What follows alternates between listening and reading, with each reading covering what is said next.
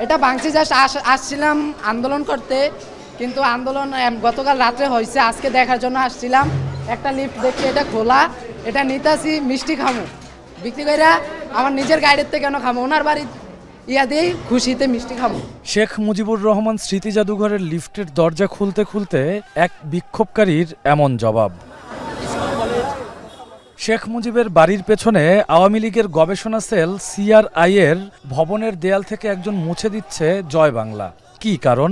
জয় Bangla slogan আর বাংলাদেশে থাকবে না, এমনকি স্বৈরাচারী শেখ হাসিনা আর এই বাংলাদেশে আসতে পারবে না। জয় বাংলা স্লোগান যেহেতু আর কখনো না দেওয়া হয়, যে জয় বাংলাতে কোনো বাংলাদেশের মানুষের সৌন্দর্য নাই, শান্তি নাই, সে জয় বাংলার আমাদের দরকার নাই।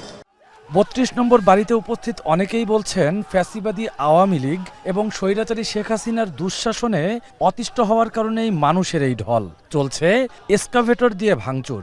৩ তলা বিশিষ্ট বাড়িটির ক্ষুদ্র একটি অংশ টিকে আছে। সেখানেও আওয়ামী শাসনামলে খুন গুম ও অত্যাচারের প্রতিবাদে ক্ষোভের উদ্গীরণ। একজন কাঠ দিয়ে ভাঙতে চান দেয়াল, আর একজন স্মৃতিচিহ্ন আঁকছেন দেয়ালে।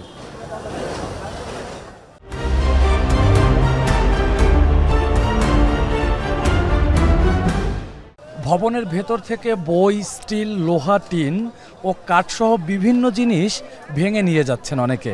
কেউ খুলে নিয়ে যাচ্ছেন একটি ইট, কেউ বা এই বাড়ির নারকেল গাছের ডাব। বিক্ষুব্ধরা বলছেন এসবই স্বৈরাচারী শাসনের বিরুদ্ধে কঠোর বার্তা।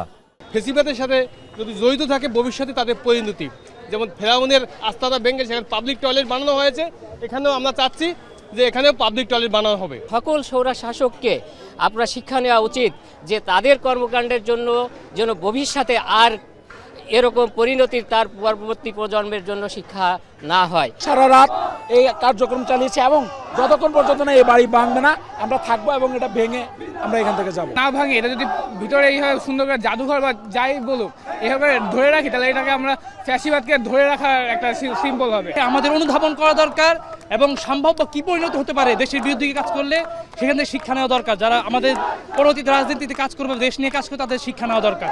বিশ্বের অন্য দেশেও ঘটছে, বাংলাদেশেও বর্তমানে ঘটতেছে, আরও ঘটবে।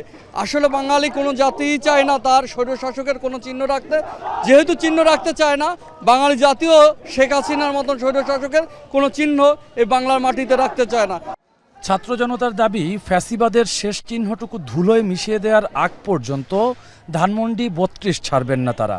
এ সময় স্লোগানে স্লোগানে সবাইকে শুভেচ্ছা জানান বিক্ষুব্ধ ছাত্র জনতা। রকিবুল রাহাত, এখন, ঢাকা।